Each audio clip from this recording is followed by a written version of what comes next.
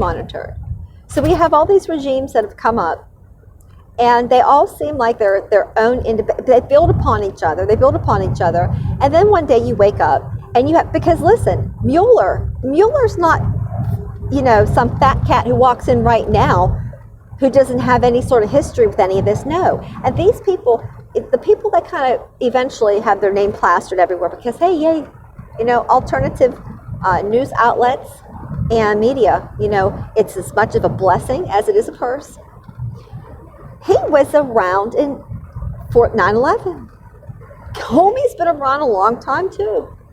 I like the names that never get brought up. You don't hear anything about Mook, Bobby Mook, never. You don't ever hear anything about Panetta.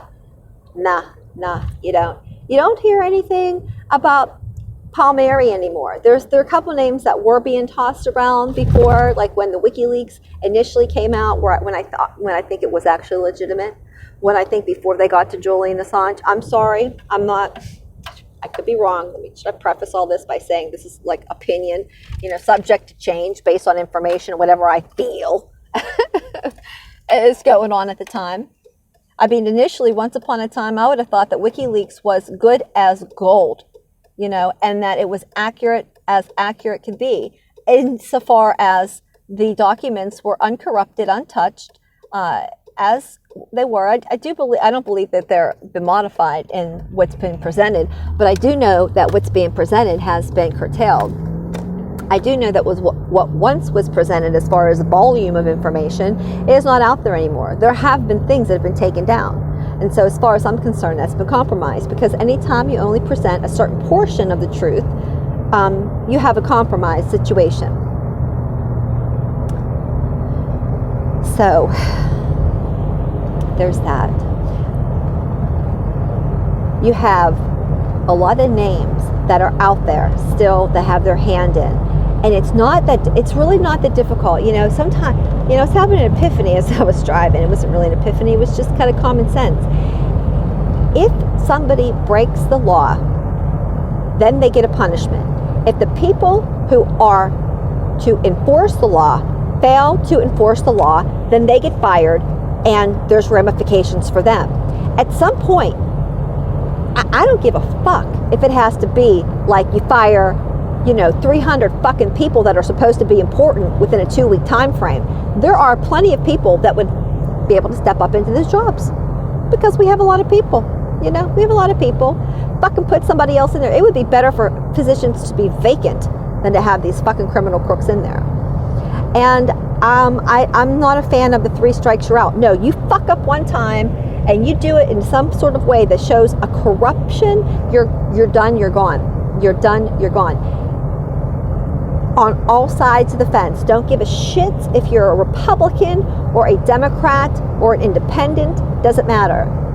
And it has been all these deals that are cut. Why isn't anybody talking about the fact that Comey actually gave immunity, provided immunity for people that gave nothing in return, and he did that in corrupt circumstances? Like, none of those immunity deals should stick. None of them. I am not a lawyer, but isn't there some fucking clause that would suggest that if you're somebody in a position of power to offer immunity and you yourself are corrupt and there's collusion, that those immunity deals are null and void? I think there is. I think that it becomes null and void. So none of those deals, none of them. I love how there's no coverage about what's going on with Awan and Debbie Wasserman Schultz. That's just kind of like went away, didn't it? The fact that we have this huge, fusion GPS, this is kind of like in the buzz. Boy, they're just trying to just mold that everywhere it is. The bottom line with that is that they could call it controlled, oppositional research? Was that the word? Whenever the DNC does it, the fancy words, oppositional research. You better bet your sweet ass if Trump would have done, or his administration would have done anything that was even a fraction of that, they would be impeach 45, impeach 45. Impeach 45. She got a lot of corruption in her past. Her husband, very corrupt. She shouldn't even be in there. Her history and her corruption, she should have been gone. We got to take care. The thing is, we have to fucking, and that's why, even if it's immediate, even if it seems swift, and it's like, oh, we don't want to, move too quickly. We have to like stop and think and like deliberate and have, the legal case be heard and prosecuted over months and months. No, fuck that. We have to take care of it now. Time is of the essence. When people are fucking up and breaking the law, fuck all this shit, dragging it out. Like that Benghazi thing, how it was drug out over all that time. Oh, fuck. Completely fucking unnecessary. Yeah, I'm cursing a lot. Disclaimer, I curse a lot. I don't use God's name in vain because that's really the only curse, so whatever. Yeah, time is of the essence. You can't let all this fucking time slip and then try to backpedal and then start putting people, incarcerating people. That doesn't work. That just doesn't work. You have to do it pronto. Immediate ramifications. It's the only way things are going to change. It's the only way things are going to change.